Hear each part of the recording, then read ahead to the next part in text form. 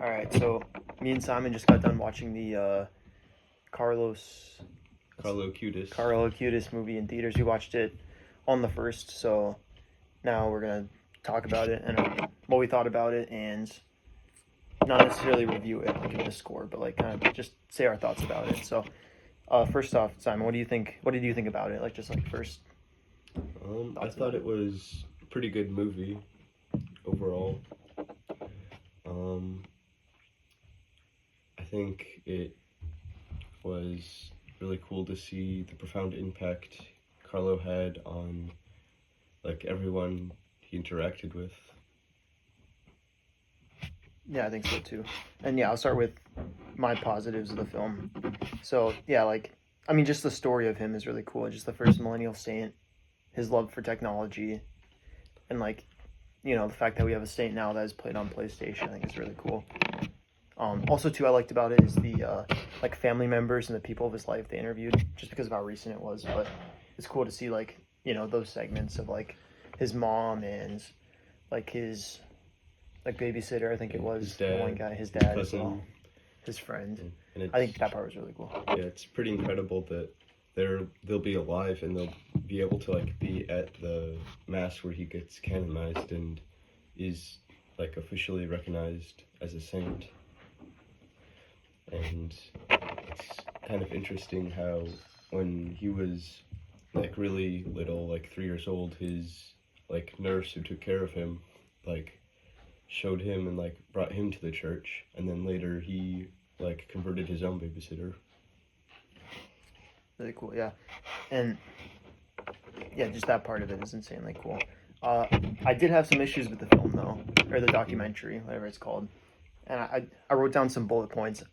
I was kind of disappointed overall with the. Just there's some parts about it that just really annoy me. So let's see. The first part of it is like there were these segments about this class that went to Rome to see his body eventually, and that's what it built up to, and it was kind of cool. Yeah. Seeing as the fact that we are going to Rome, but I feel like that part and another part, which I'll get to in a sec, took like a big chunk of the documentary. Like Yeah, I think it is like a interesting like way to like get people invested in the movie kind of, but I agree that they kind of overused it. they did do a lot of that, yeah, and I don't know. I mean, like it's not like I got bored with it. It's just like anytime they cut to that part, I was like, I kind of want to hear more about Carlos. Like because seeing as it's his documentary, Yeah, they took like I'd say like at least a third of the movie with that like secondary narrative, and like with the Rome trip, yeah. yeah, and then like the story of Carlos himself is like such an incredible story that like it feels like there's like stuff they left out or something to include those parts. Yeah, I think Carlos' story was maybe like 40% of the film, and then another part of it was the class trip. But then also too, something that really bothered me was there was like this whole they were started at the beginning, and there's like other parts of it where there was just adults just complaining basically about like phones and stuff.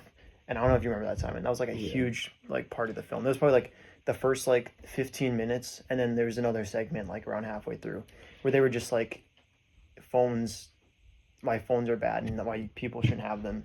And like I don't know, to me it just sounded like it was very separated from the rest of the film, and it felt like that could have just been its own thing rather than including it in Carlos's story, because like he has a loose tie to technology, but like I don't know, they were definitely trying to just like Well, like, they were showing how like they're kind of trying to make the point that like technology and like the internet, there's like bad stuff out there, like really terrible stuff, but like it can also be used for good. But I agree that like I get that, they didn't need to try to make that like a central point of the movie That, or the like, documentary. it felt like those videos we watch in religion class, like that was like a good like chunk of the film. Yeah, instead of it being like a film about Carlo Acutis. That's what I'm saying. Like his life was like so amazing, and it's just like I don't know. I wanted to hear more of his story, and that was my last big point. I think was the fact that like I went out of it not really knowing much about Carlos Acutis. Yeah, they like, could have told us more. Like they did tell us like some cool stories and like really profound things that he did, but they could have like told us more. Like, We got to hear cool stories, like the dolphin story was cool. yeah, that was cool. How he Like called him, on God to summon a pack of dolphins for the him. miracles was cool too.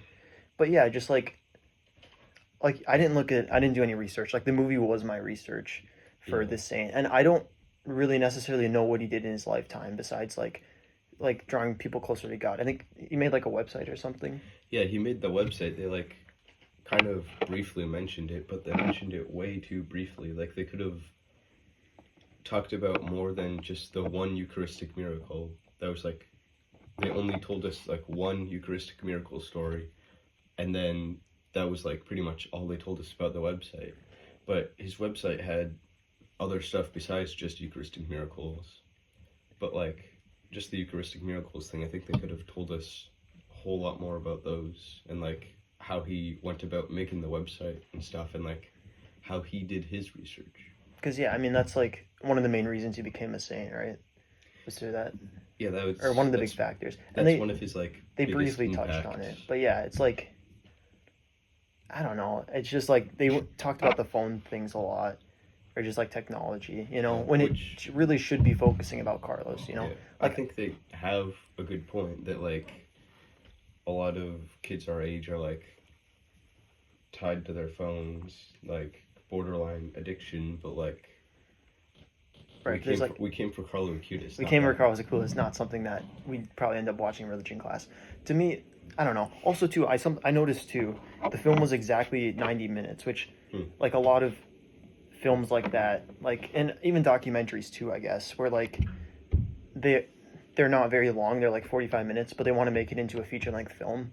So I think they had like two stories that weren't really complete, or they started on one and they just decided to put them together because I mean like really thinking about it, they're not very connected, and that kind of bothered me, Yeah, I And think, with the Radiating Joy film that I watched in November, I didn't have an issue with that, Like it told it told her story, and like it didn't feel like they cut away at all, really, everything tied together. Whereas this one, it felt like they would just cut between like these three different storylines with his life story and the interviews there, the Rome trip and those students, and then the phones thing. And it just felt very like disconnected. Like those all could have been separate things, or at least like merge them together better than they did.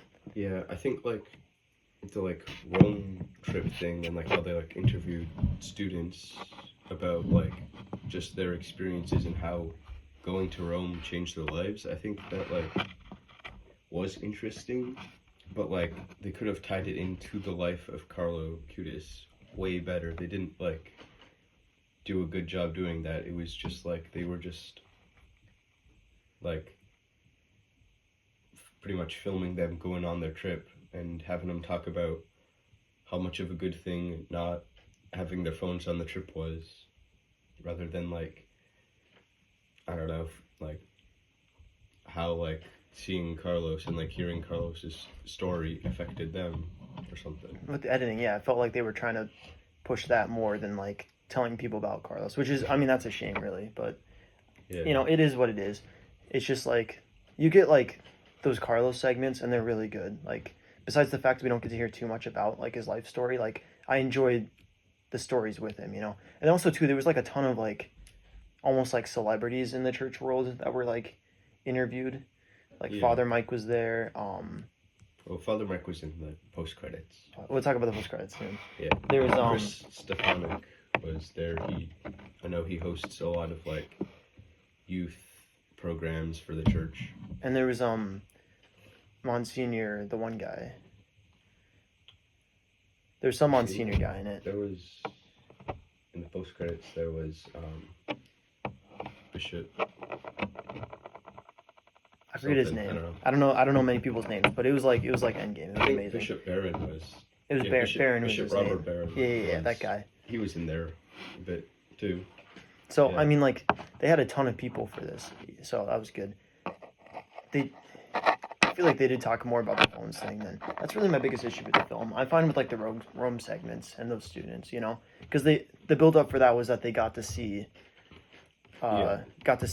Carlos himself. Yeah, that wasn't that bad. It didn't take away that much from it. No, and that was I think the Rome segment was fine to leave in, Yeah. But I do think everything combined was just to get the film to 90 minutes so they could call it a movie, rather than, I think, if they would cut out all the filler, they could have made it like a 40-minute documentary, and I would have had a lot less issues with it, I think. I feel like they could have like kept the phone thing to like a minute or two, and then had like, you know, Chris Stefanik and like Bishop Barron talk about like Carlo Acutis, rather than, I think, at least for me, all I remember them talking about was the phone thing. Yeah. So, yeah, I mean, overall, well, we should talk about the post-credit scene first. Yeah. So, the film ended, the lights turned on, and then there was like 7 minutes of credits or something, which is crazy. Yeah. You know, like big films don't even have 7. That's almost like Marvel length. They got like 10-minute credits. I don't know how many people worked on that. It couldn't have been that many. Although, while the credits were rolling, they did kind of the thing where they like cut to like in other stories that are like fictional, they cut to like what happened to the characters years later. They kind of did that with some of the students on their own trip, but like the credits were pretty long. Yeah. For me, they were long, I guess. I don't know. I don't really sit through credits. So, and then at the end there was like, I mean, you can correct me if I'm wrong, Simon. I think it was like about bringing the church into the world. That's what Father Mike was talking about. Yeah. I didn't hear Carlos's name in that. But... No, that the post credits thing was a short film. It wasn't actually like related to the documentary about Carlo Acutis. It wasn't actually really meant to be. It was about like the Eucharistic revival, and like the big thing that happened this past summer. They gave us some like snippets from Father Mike's speech, and Jonathan Rumi, who plays Jesus in the series The Chosen. They gave us like, it was kind of like an unrelated thing, talking about how like important the Eucharist is and how we need to like spread it, like, and like how like the church is like losing importance, and how important the Eucharist is for our lives. That's more of what it was. Okay. Yeah. So I think that's all I had to say about it. Like, if you have any final thoughts. I think overall it was pretty good documentary. Like the parts about Carlos were pretty good, but I think they could have done better with such like an amazing basis for it. I think so too. Yeah, I think like they had like one of the coolest stories for a saint probably in our lifetime. You know, especially since it's so like it can be so relatable to the people who are watching it. Since like, oh yeah, it was relatable to me. Like, I mean, yeah, like he's on a just PlayStation. a year younger than us, and he played video games and stuff. Played video games, cool with, you know, technology and all that. Like, I mean, that part's amazing. So, yeah, I mean, I think there are segments of a good film in there, a good documentary, I guess. So I'm not gonna give it a score or anything because I think documentaries are a lot different. But I will say, like, compared to the Radiating Joy thing I saw in November, I think that one had more of like a story, like, and they knew how to tell that story, you know, and paced better. I think it showed more. I knew more about her life rather than Carlos' thing, which kind of left me wanting more, whereas I was satisfied with the other documentary. So I don't know. I think there will probably be more to come out on his life in the future, probably a movie. So I think this was just kind of like a thing they wanted to throw together just because of his canonization. Yeah, I think if they would have had more time, yeah. Yeah, they said it to release the same day as his canonization. So yeah, that's my thoughts, and yeah, oh my, I said like 5 or 6. It's like 14 minutes. Well, hopefully you didn't fall asleep. All right. Anyways, that's all. See ya.